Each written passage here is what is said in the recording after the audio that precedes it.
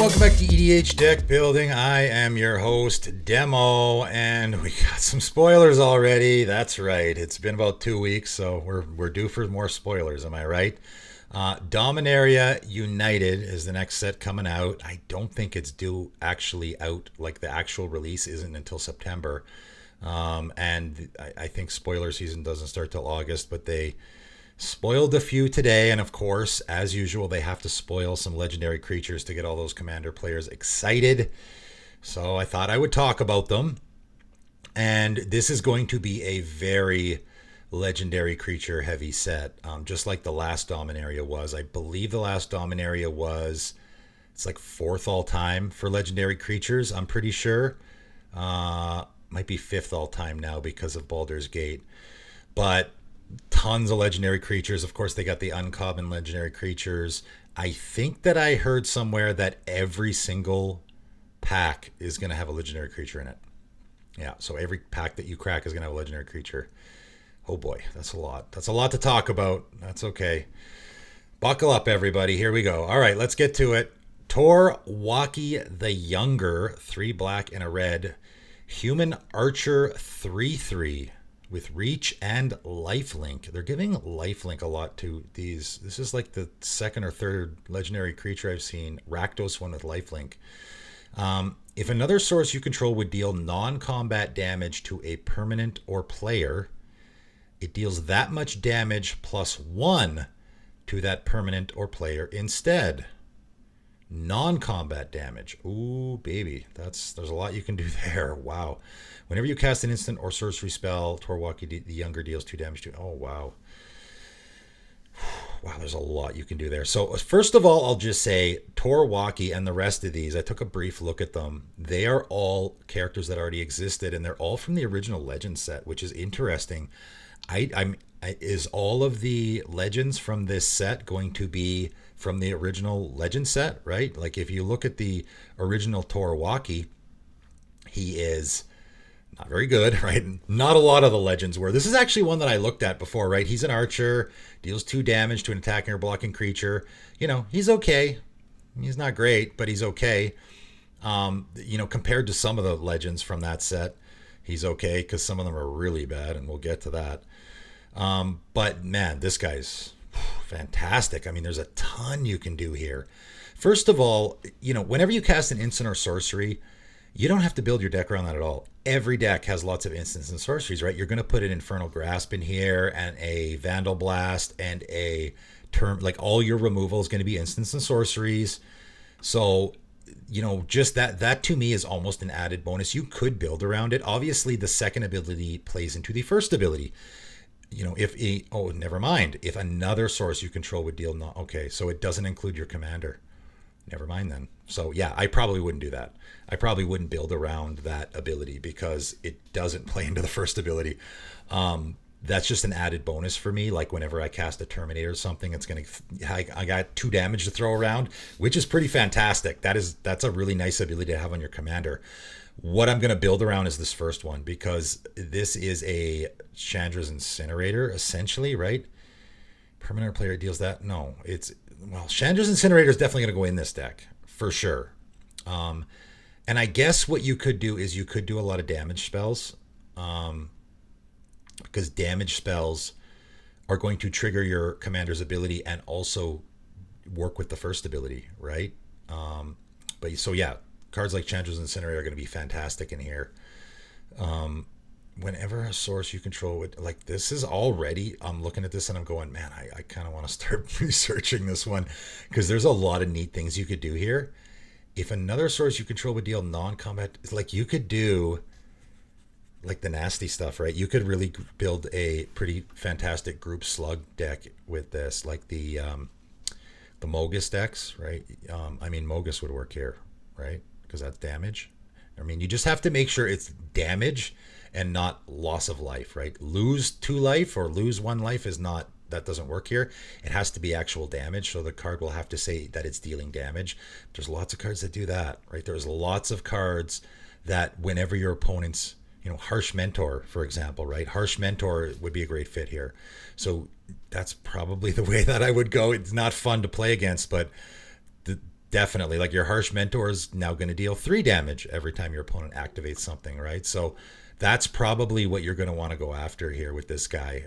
Because it's, I mean, you could go the instant sorcery route, throwing around lots of damage. And every time when you cast a Blasphemous Act, it's going to deal 14 damage instead of 13. I mean, that's okay. A Lightning Bolt, I would probably throw a Lightning Bolt in a Rakdos deck anyway, just because it's a great card. So now my Lightning Bolt is going to deal 4 damage. And then on top of that, I get to throw around another 2 damage to any target. So I could do up to 6 damage with a Lightning Bolt with this commander. That's really good. And this guy's an uncommon? Wow. Am I overdoing it here? He's also got lifelink. So when he's throwing the damage around, he's also gaining you life. Wow, there's so much you could do here. Obviously giving him death touch as well. If you put a Basilisk Collar or something on him, now he's just going to be straight up killing creatures. Man, there's a lot you can do here. This is a great commander. I did not give him much of a look when I first saw him. This is a fantastic commander. There's a lot you can do here. I like it. Okay, enough. I'm probably going to build a deck with this guy, put it on my channel, so stay tuned for that. Let's move on to the next one. And it is Jasmine Boreal of the 7. And again, Jasmine Boreal, I recognize these names. 1, a green and a white, human druid. 2/4, tap, add a green and a white. So your commander's a mana dork, a pretty decent one. But spend this mana only to cast creature spells with no abilities. That's interesting. Okay, so we have a vanilla creature commander, but we already have one of those, right? Ruxa. Ruxa would obviously go in this deck. No question about that. Yeah, Ruxa was a pretty popular commander, as I suspected it would be. So I guess they decided to do it again, this time adding white. I mean, I don't love it just because it sort of becomes, if your commander's not on the table, then you just got a bunch of bad vanilla creatures, right? Also, though, creatures you control with no abilities can't be blocked by creatures with abilities. That's funny. Yeah, I'm a little less excited about this one. It's interesting. But yeah, like the problem here, like this is a monolith commander, essentially, right? Because, sort of like Ruxa, but I think Ruxa has a lot more payoff for playing those vanilla creatures. I mean, you could just do tokens, I guess, because tokens are typically going to be vanilla creatures. Morph creatures are vanilla creatures. Also, you could do that. There's a couple different directions you could go. The problem with the token thing is you can't use the mana dork here. The green and the white only works for actual, like, what's that green and white? What is that? A Watch Wolf? That green and white vanilla 3/3 creature from Ravnica. It's Watch Wolf, isn't it? Something like that. So tap your commander to cast that guy. Pretty good. And then he can't be blocked. So you would have to build around the blocking, the fact that your creatures are going to be getting it for damage all the time, but your creatures can't have abilities. So you need other ways to gain benefits from them. Nature's Will, right? Cards like that. The card I just talked about in my Champions of Kamigawa video, and this is why. This is a deck where you're going to need that, because your creatures are going to be getting in for damage all the time, but they can't have, right? You can't put an Oran Viper in here. You could put an Oran Frostfang in here, but the Oran Frostfang probably wouldn't be oh no, you can't do that. Wow, you can't put an Oran Frostfang in here, right? Because when your creatures attack, they're going to get Death Touch. And when they get death, I mean, you could, but what's going to happen is your creatures will attack, and when they do, they'll get Death Touch, and they now have an ability, so this will shut off. Yep. Creatures you control with no abilities can't be, yeah. I mean, they'll have Death Touch. That's pretty good. Or a Seraph, right? Again, you can't really put a Seraph in here. You could, but when your creatures attack, they'll get Death Touch, and they now have an ability, so this will shut off. This is a tough one. I'm definitely not nearly as excited about this. Again, this is an original. Like, let's take a look at the original Jasmine Boreal, and it's one of those it's one of those vanilla commanders, which is funny because you could put the original Jasmine Boreal in this deck. I wonder if they did that on purpose, sort of making fun of those original legendary creatures from Legends that were just vanilla, horrible, like just the worst creatures in the entire game. As I've said before, those vanilla commanders, because they cost a lot and they're multicolored, so they're hard to cast and they have no abilities. They're terrible. Like the original Jasmine Boreal was awful, but you now have a deck that you can play it in, which is kind of funny. So anyway, Moving on to the last one, and it is Ramirez de Pietro Pillager. So we got another Ramirez. Okay, so we had Ghost of Ramirez de Pietro before. That was from Commander Legends. And again, we have the original Ramirez de Pietro, which not quite a vanilla creature. It's got first strike. Hey, pretty darn good there. If you want to build a Dimir first strike tribal deck, I guess. Not great though. But this guy is pretty interesting. It looks like 2 blue and a black human pirate. So already we have a commander that is a pirate. And again, you always want to look at those creature types. There's a lot of pirate support in Dimir colors. Quite a bit off the top of my head.